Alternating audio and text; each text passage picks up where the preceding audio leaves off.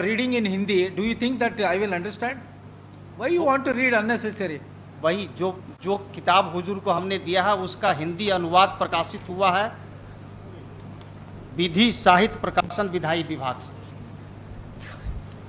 तो हुजूर पैरा 101 और 102 हुजूर देखा जाएगा, उसमें इसी का अंग्रेजी है। Sorry, again you are submitting in Hindi. I am not able to understand.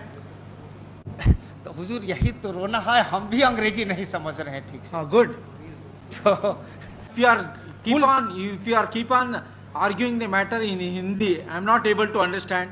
With reference to para 138 of the full bench decision, you are required to furnish translated version.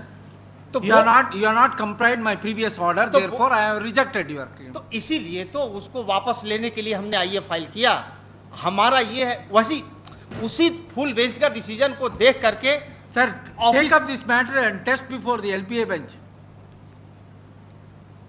LPA bench हुजूर हम जाएंगे जब हुजूर। No, I have rejected your petition. नहीं rejected तब full bench के light में हुजूर reject करना है। With reference to 138 full only. Bench Hindi के पक्ष में है। वो जो है 139 जो है वो फुल बेंच के माननीय एक न्यायमूर्ति का विचार है।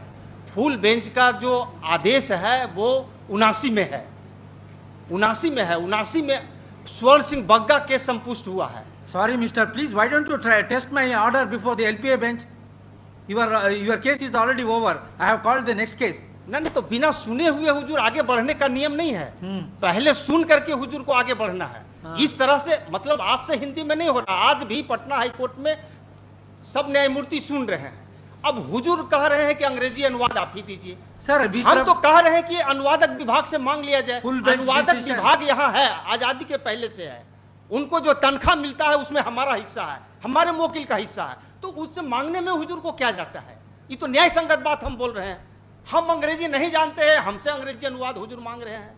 तो वो एक डिवीजन बेंच का हम ऑर्डर दिखा रहे हैं, उसको विचार में लेकर के हुजूर आदेश पारित कर दिया जाए। वो हम लगाए हुए हैं एनेक्सर में। अब इसमें अंग्रेजी अनुवाद की बात आई है तो वो अंग्रेजी अनुवाद उससे वसूलने की अनिवार्यता नहीं है जो हिंदी में आवेदन दाखिल किया है। हुजूर जो हिंदी में आवेदन दाखिल किया उसी से अगर कोई अनुवाद भी देना पड़ेगा तब तो कोई हिंदी में दाखिल ही नहीं करेगा और संविधान का उद्देश्य कभी पूरा नहीं होगा। हुजूर भारतीय संविधान का अनुच्छेद 343 से 351 देश की भाषा हिंदी को आगे बढ़ाने के लिए कहता है और अंग्रेजों की भाषा अंग्रेजी को पीछे करने के लिए कहता है। फुल बेंच भी यही कहता है। Don't give lecture here. तो